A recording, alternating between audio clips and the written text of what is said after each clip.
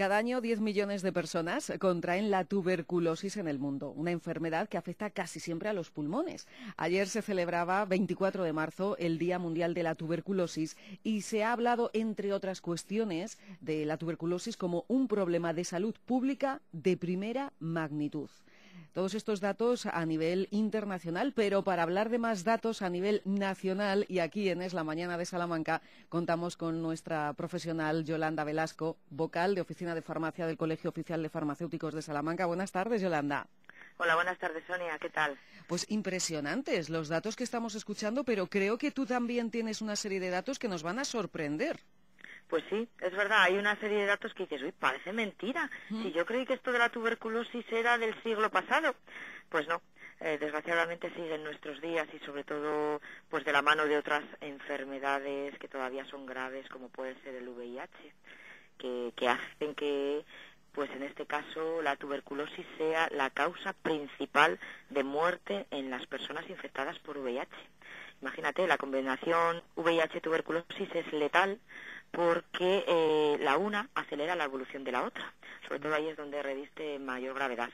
Pero bueno, otro dato que podemos dar es que es la segunda causa de mortalidad mundial después del SIDA, pues a nivel mundial causada por un agente infeccioso, que esto también es pues preocupante.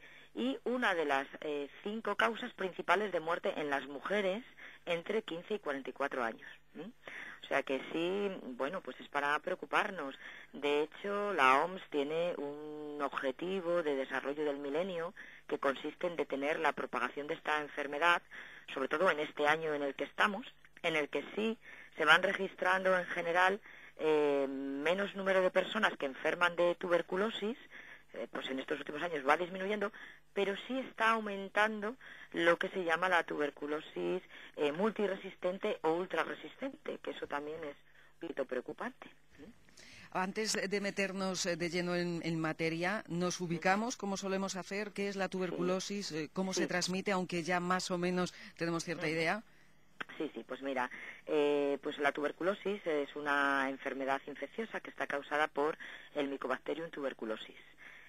Bueno, este microorganismo es una bacteria que casi siempre afecta a los pulmones, aunque hay otro tipo de tuberculosis, pero bueno, en general hablamos más de la tuberculosis pulmonar. Bueno, para tranquilizar, decir que es una afección curable y que se puede prevenir. La manera de transmitirse, pues es de persona a persona a través del aire. Es decir, cuando una persona está enferma de tuberculosis pulmonar, tose, estornuda o escupe, pues expulsa estos bacilos al aire, y otra persona que pueda estar cerquita o al lado puede inhalarlos y puede quedar infectada. Así de fácil. Así de fácil, y fíjate tú que se calcula que una tercera parte de la población mundial tiene una tuberculosis latente, es decir, que puedan estar infectados pero que el bacilo aún no ha producido la enfermedad. Entonces, pueden tener esta tuberculosis latente, pero estas personas no pueden transmitir la infección. Pueden tenerlo ahí latente, pues de por vida. De esas personas que lo tienen ahí latente, al final, a lo largo de la vida, solo enferman un 10%, ¿vale? Porque a lo mejor tienen su sistema de defensas muy en forma y entonces no llegan a contraer la tuberculosis como tal. O sea que no todo es tan horroroso como lo estamos pintando. No, la verdad que no, pero bueno, hay que tener cuidado, sobre todo cuando el sistema inmunitario está dañado, como ocurre en VIH, que ahí está, por supuesto, dañadísimo, que es donde hablábamos de la combinación letal, y también el sistema inmunitario puede estar dañado en personas que están desnutridas, que no se alimentan correctamente, o también, fíjate tú, quienes consumen tabaco o personas diabéticas. Ahí, pues siempre todas estas personas son susceptibles de que su sistema inmune esté más debilitado y si inhalan esas gotitas, pues bueno, puedan llegar a contraerlo. Yolanda, ¿qué síntomas nos Bueno, encontramos? Pues mira, sí, sobre todo lo que tenemos, lo que presentan las personas es tos, es una tos productiva con esputo, y a veces en el esputo puede ir acompañado de sangre. También la persona manifiesta fiebre, sudores nocturnos, pérdida de peso, y todos estos síntomas, ya te digo, pueden ser leves durante muchos meses. En ese caso la persona ya está enferma, cuando presenta estos síntomas, pero pueden ser leves y a lo mejor la persona no acude al médico y tal, y si tardan en buscar atención médica, pues ahí, como están enfermos, sí que la pueden transmitir a otras personas sin saber pues que ellos tienen esto. Y a lo largo de un año, si no se le ha diagnosticado y no han acudido al médico, pues un enfermo tuberculoso puede infectar a unas 10 o 15 personas por un contacto estrecho. ¿Qué me dices? Sí, sí, por eso es importante que cuando tengamos ciertos síntomas pues de este tipo o de otros, pues siempre no digamos, bueno, pues ya iré, bueno, pues esto no será nada. No, siempre tenemos que hacernos las revisiones adecuadas en el médico, porque además si una persona con tuberculosis no recibe el tratamiento adecuado, hay 2/3 partes de los enfermos con tuberculosis que mueren. Importantísimo. ¿Un diagnóstico a la vez que hablamos de síntomas? Sí, mira, pues en muchísimos países sigue existiendo el diagnóstico de la baciloscopia del esputo. Es decir, es una técnica de laboratorio, hay los técnicos debidamente capacitados, examinan en el microscopio la muestra del esputo para ver si contiene estos bacilos tuberculosos. Pero este diagnóstico sí se puede tener en un día, sin embargo, en esta técnica no se detectan muchos casos de formas menos infecciosas de la enfermedad. Entonces, claro, la persona que tenga una tuberculosis multiresistente o que tenga una tuberculosis asociada a VIH, en este sentido es más difícil diagnosticarse si no se recurre a otras pruebas más sensibles, que las hay, para diagnosticar esta farmacoresistencia y demás, y esas pruebas más sensibles pueden darnos un diagnóstico en 2 horas. Tratamientos a tener en cuenta, ¿ha avanzado la investigación? Bueno, siempre va avanzando, pero es verdad que existe un tratamiento estándar de primera línea y si este no funciona existe uno de segunda línea, que ya hay menos fármacos en cuestión y bueno, y todavía hay otros fármacos más selectivos por si pasamos a la otra tuberculosis que hablábamos ultrarresistente. Pero bueno, en general, en principio, cuando una persona se diagnostica, pues la forma activa de la tuberculosis es sensible a determinados antibióticos. Entonces, es una combinación estándar de 4, sobre todo los de primera línea, bueno, que se administran durante 6 meses. Y lo que es muy importante es que haya una supervisión de ese tratamiento y un apoyo a ese paciente por un agente sanitario. Es muy importante esto para asegurarnos del cumplimiento terapéutico y de que entonces la infección no se propague, ¿vale? Entonces es muy importante para que no pasemos a la tuberculosis multiresistente. Has hablado antes, Yolanda, de la tuberculosis multiresistente, ultrarresistente. ¿Esto qué es? ¿Una nueva generación de tuberculosis que ha evolucionado? ¿Qué es esto? Esto desgraciadamente ocurre cuando el tratamiento estándar de primera línea funciona, pues o bien porque porque se ha interrumpido prematuramente el tratamiento o porque no se ha cumplido adecuadamente, no he tomado la pauta que me ponía y entonces ese bacteria empieza a hacerse resistente a esos antibióticos que me están poniendo. Entonces yo creo que esos antibióticos no me hacen nada y tengo que pasar a otros más fuertes.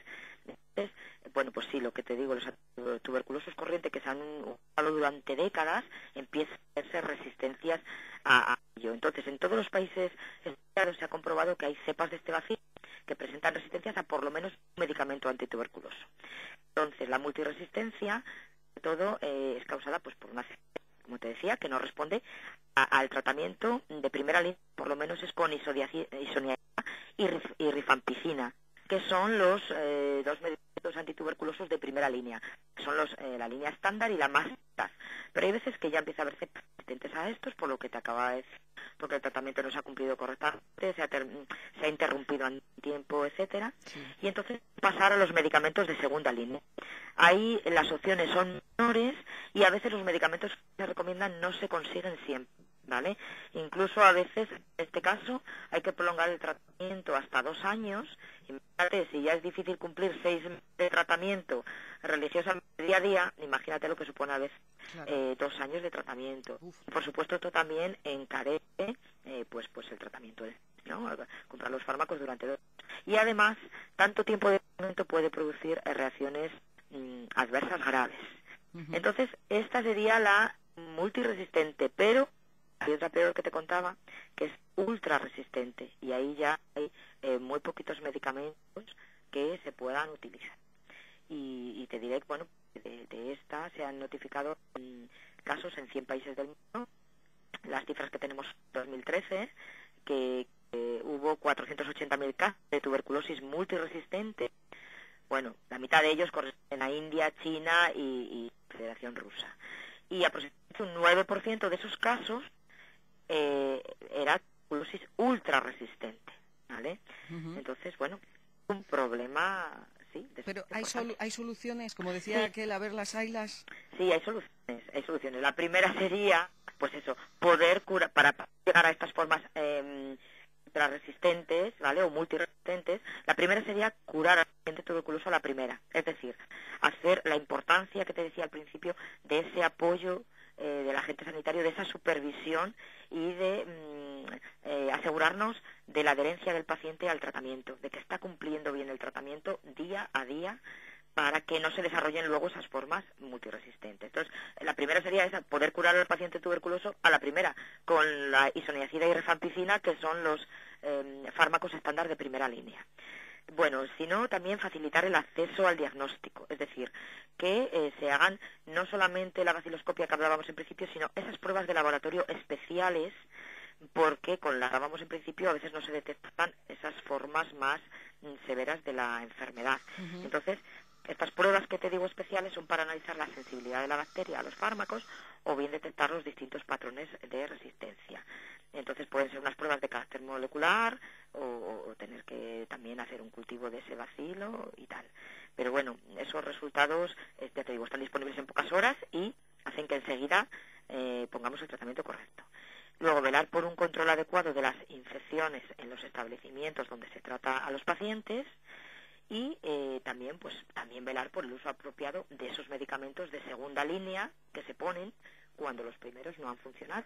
Pero todos los agentes sanitarios tenemos que estar muy encima del paciente y con mucho apoyo psicológico y con una buena información para que sean conscientes de lo que supone el que no se pudieran curar en un primer momento. Pues Yolanda Velasco, vocal de Oficina de Farmacia del Colegio Oficial de Farmacéuticos de Salamanca, un miércoles más. Muchas gracias. Gracias a vosotros, Sonia.